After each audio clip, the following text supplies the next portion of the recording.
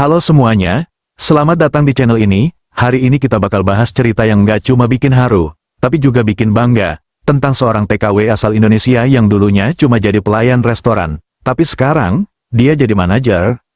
Yang bikin cerita ini makin menarik, dia sempat dimarahi dan hampir dipecat gara-gara membela seorang ibu tua yang penampilannya sederhana banget. Mantan manajernya nggak mau ibu itu masuk restoran, tapi si TKW ini justru membukakan pintu dan membiarkan sang ibu duduk dan memesan. Dan ternyata, hal itulah yang mengubah hidupnya. Sebelum kita lanjut, yuk komentar dulu kamu nonton dari kota mana. Siapa tahu ada yang nonton dari tempat yang sama. Langsung aja, kita mulai ceritanya.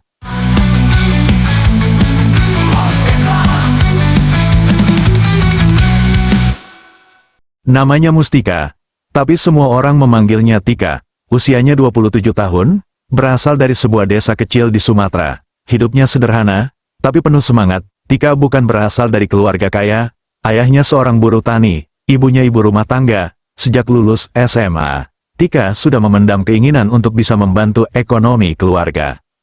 Keadaan keluarganya yang pas-pasan membuat Tika memutuskan merantau jauh. Ia mendaftar menjadi TKW dan akhirnya mendapat pekerjaan sebagai pelayan restoran di sebuah kota besar di Perancis. Jauh dari kampung halaman, jauh dari keluarga, dan harus beradaptasi dengan kehidupan yang benar-benar berbeda. Setiap hari, Tika bekerja dari pagi sampai malam. Restorannya besar dan mewah. Pengunjungnya orang-orang berduit, berdandan rapi, dan bicara dengan gaya tinggi. Sementara Tika tetap rendah hati. Ia tahu posisinya hanya pelayan. Tapi satu hal yang selalu ia jaga, keramahan dan ketulusan dalam bekerja. Selamat datang, silakan duduk di sini ya, Bu, ada yang bisa saya bantu, Pak. Begitu setiap harinya, meski lelah, ia selalu berusaha tersenyum. Tapi kerja keras saja ternyata tidak cukup. Atasannya, seorang manajer restoran, sering memperlakukannya dengan kasar dan meremehkan. Tika, kamu kenapa lama banget bersihin meja itu? Maaf, Pak, saya pastikan tidak ada yang tertinggal. Kalau kamu lambat terus, jangan harap bisa lama kerja di sini. Tika hanya diam, matanya menunduk, tapi hatinya menjerit. Ia ingin membela diri, tapi ia juga sadar, ia hanya seorang TKW, ia harus kuat, harus sabar. Karena di balik semua ini, ada keluarga yang menanti kiriman uangnya di kampung. Saat jam istirahat, Tika biasanya duduk sendiri di ruang kecil di belakang dapur. Ia membuka kotak bekalnya, makan perlahan, sambil menatap layar ponsel, melihat foto keluarganya. Mak, Ayah, Tika rindu. Tika di sini baik-baik aja kok, makannya cukup, temennya baik-baik. Ia berkata seperti itu, walau kadang matanya berkaca-kaca, tapi ia tahu, ia tidak boleh menyerah. Meski keras dan penuh tekanan, Tika selalu membantu rekan-rekannya di restoran. Tika, bisa tolong ambilkan gelas di dapur? Iya, bentar ya. Tika memang bukan siapa-siapa, tapi hatinya besar. Ia tak pernah membeda-bedakan orang, tak peduli kaya atau miskin, rapi atau lusuh. Buat Tika, semua tamu layak diperlakukan dengan hormat, dan tanpa ia sadari, sikap itu suatu hari akan membuka jalan tak terduga dalam hidupnya. Hari itu, suasana restoran terlihat seperti biasa, ramai tapi tertib. Meja-meja penuh oleh pengunjung yang datang untuk makan siang. Para pelayan sibuk mondar-mandir membawa makanan, membersihkan meja, dan melayani pesanan. Tika, seperti biasa, menjalankan tugasnya dengan cekatan. Walau lelah, ia tetap tersenyum. Ia sudah terbiasa dengan tekanan dan omelan dari manajernya, yang hari itu terlihat lebih sensitif dari biasanya. Ingat, jangan biarkan sembarang orang masuk, ini restoran mahal, bukan tempat persinggahan. Begitulah suara manajer yang terdengar lantang dari arah depan restoran. Tika hanya mengangguk pelan, meski dalam hati ia merasa tak nyaman. Beberapa saat kemudian, pintu restoran terbuka pelan. Seorang wanita tua masuk, pakaiannya biasa saja. Jika dilihat wanita seperti bukan orang berduit, ia tampak lelah dan berjalan pelan, seperti baru saja menempuh perjalanan jauh. Banyak pengunjung langsung melirik ke arah wanita itu, sebagian menatap sinis, sebagian lagi pura-pura tidak melihat. Manajer yang melihat wanita tua itu langsung berdiri dari kursinya dan melangkah cepat ke arah pintu. Maaf, Bu, restoran ini sudah penuh, katanya dingin, bahkan tanpa bertanya lebih dulu. Wanita tua itu menatap ke dalam, lalu berkata pelan, saya cuma mau makan, saya punya uang, saya bisa bayar. Tapi manajer langsung memotong, suaranya mulai meninggi. Silakan cari tempat lain, ini bukan tempat untuk orang seperti Anda. Tika yang sedang membersihkan meja di dekat pintu mendengar semua itu. Ia menoleh, lalu memandang wajah wanita tua itu. Ada sesuatu di mata wanita itu, lelah, tapi penuh harap. Tanpa berpikir panjang, Tika maju dan berdiri di antara manajer dan wanita tua tersebut. Maaf, Pak, kalau boleh, biar saya bantu carikan meja untuk ibu ini, masih ada tempat kosong di pojok sana. Manajer menatap Tika dengan tajam, apa kamu tidak dengar perintah saya tadi? Dengar, Pak, tapi, dia bilang dia bisa bayar, dan tamu tetap tamu, kan? Hening sejenak, pengunjung lain mulai memperhatikan, beberapa pelayan menahan napas, takut Tika akan dimarahi besar-besaran. Manajer itu menggeleng kesal, kalau dia tidak bisa bayar, itu kamu yang tanggung, dan ingat, satu kesalahan lagi, kamu bisa kehilangan pekerjaan. Tika tidak menjawab, ia hanya tersenyum kecil pada wanita tua itu, lalu mempersilakan beliau duduk. Silakan Bu, ini menunya, kalau butuh bantuan, saya bantu bacakan. Wanita tua itu tersenyum, matanya berkaca-kaca, terima kasih nak, jarang sekali ada orang baik seperti kamu. Tika membantu wanita itu memesan makanan dan memastikan ia nyaman. Meskipun perasaan was-was tetap ada di dadanya, ia tahu manajernya tidak main-main, ancaman itu bisa jadi kenyataan. Tapi bagi Tika, memperlakukan orang dengan hormat jauh lebih penting daripada takut kehilangan pekerjaan.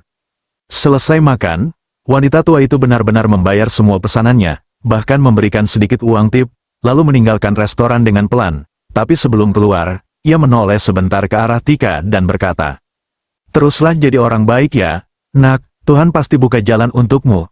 Tika hanya membalas dengan senyuman. Ia tidak tahu, hari itu, keputusan kecil yang ia ambil, membela seorang wanita tua yang dianggap remeh, akan menjadi titik balik besar dalam hidupnya. Ia tidak tahu siapa wanita itu sebenarnya, dan ia tidak menduga bahwa perbuatannya yang dianggap melanggar aturan, itu justru akan mengubah nasibnya. Tapi semuanya belum berakhir. Karena setelah itu, badai benar-benar datang. Malam harinya, setelah restoran tutup, Tika masih duduk di sudut ruang staf. Biasanya ia akan segera pulang ke kamar kecilnya di rumah kontrakan. Tapi hari itu berbeda, ada rasa gelisah yang menempel di dadanya sejak siang tadi.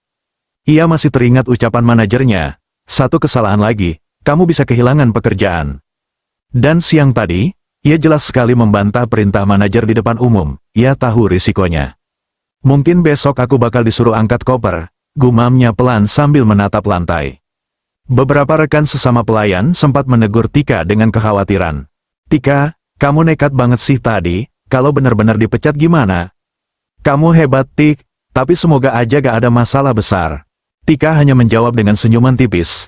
Dalam hatinya, ia memang takut, tapi ia juga tidak menyesal. Keesokan harinya, suasana di restoran terasa sedikit berbeda. Tidak seramai biasanya, tapi yang lebih aneh, manajer mereka, yang biasanya paling pagi datang dan paling keras suaranya, hari itu tidak muncul sama sekali. Semua orang bertanya-tanya, tapi belum sempat rasa penasaran terjawab. Tiba-tiba seorang pria berjas masuk ke restoran, wajahnya serius, sikapnya tenang tapi tegas. Dialah pemilik restoran, sosok yang sangat jarang muncul. Beberapa karyawan terlihat gugup. Tika sendiri belum pernah berbicara langsung dengannya. Lalu masuklah seseorang dari belakang pria itu, dan membuat semua orang kaget. Wanita tua yang kemarin, dia datang dengan pakaian lebih rapi, tapi senyum dan matanya tetap sama hangat. Ia berdiri di tengah restoran, memandangi sekeliling, lalu berhenti di depan Tika. Ini dia orangnya, katanya sambil menunjuk Tika, perempuan muda yang kemarin memperlakukan saya seperti manusia, dengan hati. Semua karyawan diam, beberapa berbisik pelan, Tika sendiri berdiri terpaku, ia tidak mengerti apa yang sedang terjadi. Lalu pemilik restoran itu melangkah ke depan, ia berbicara dengan suara tenang namun membuat suasana menjadi sangat serius. Untuk kalian semua, perlu kalian tahu, wanita ini, wanita yang kalian tolak masuk kemarin, adalah ibu saya. Ia datang ke restoran ini tanpa pemberitahuan, bukan untuk makan, tapi untuk melihat, siapa yang benar-benar menjalankan nilai yang kami pegang sejak awal restoran ini berdiri, menghargai manusia, bukan menilai dari penampilan.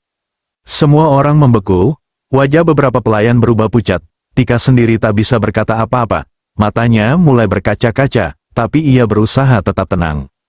Dan yang paling mengecewakan, lanjut pemilik restoran itu, adalah manajer kalian, yang sudah saya pecat pagi ini. Ia tidak hanya gagal menjaga nama baik restoran ini, tapi juga mempermalukan ibunya sendiri, yang hanya ingin tahu, apakah staf kami masih punya hati. Ruangan hening, lalu suara langkah kaki ibu pemilik restoran terdengar mendekati Tika. Nak, kamu tidak hanya menyelamatkan harga diriku, kamu juga menyelamatkan nama baik restoran ini, kamu tidak tahu betapa berharganya tindakan kecilmu itu. Tika hanya bisa menunduk, air matanya menetes pelan, tanpa bisa ia tahan. Saya tidak tahu harus bilang apa, Bu, saya hanya merasa itu hal yang benar untuk dilakukan. Ibu pemilik restoran tersenyum lembut, dan karena itu, saya minta anak saya untuk menunjuk kamu sebagai manajer yang baru. Tika mengangkat kepala, tak percaya dengan apa yang ia dengar. Apa, saya cuma pelayan, Bu, saya tidak punya pengalaman memimpin. Pemilik restoran ikut berbicara, justru karena itu, Tika, karena kamu tahu rasanya diperlakukan tak adil, kamu tahu artinya kerja keras, dan yang paling penting, kamu tahu cara memperlakukan orang dengan hati. Rekan-rekan Tika terdiam, beberapa bahkan mulai tepuk tangan pelan, seorang pelayan wanita berbisik sambil tersenyum.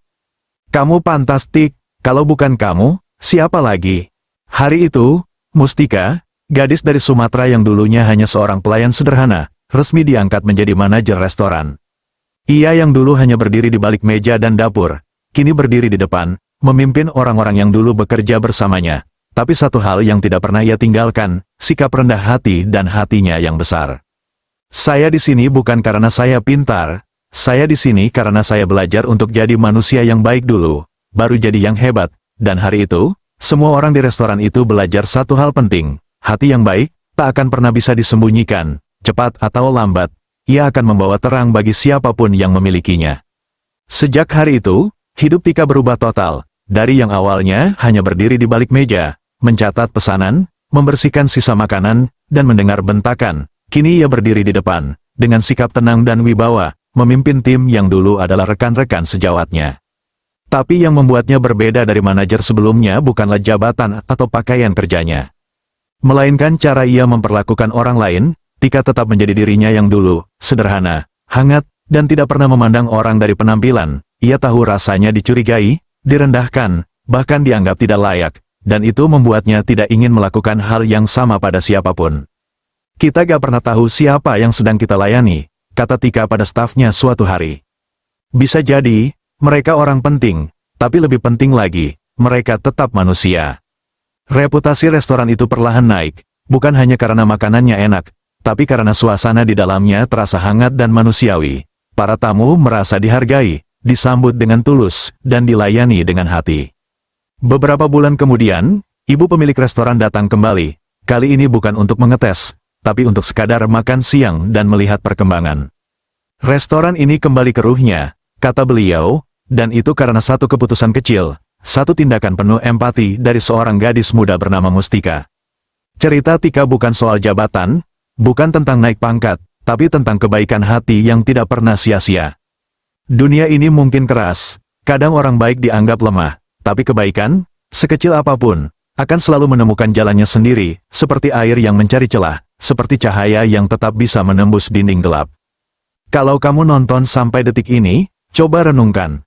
Pernahkah kamu menilai seseorang hanya dari penampilan?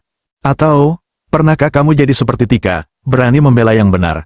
Walau risikonya besar, tulis pendapat kamu di kolom komentar. Dan juga, kamu nonton video ini dari kota mana? Yuk, tulis di bawah, siapa tahu ada yang nonton dari kota yang sama. Karena dunia butuh lebih banyak orang seperti Tika, bukan sempurna, tapi tulus. Jangan lupa like, share, dan subscribe kalau kamu merasa cerita ini menyentuh hatimu. Sampai jumpa di video selanjutnya, dengan cerita inspiratif lainnya.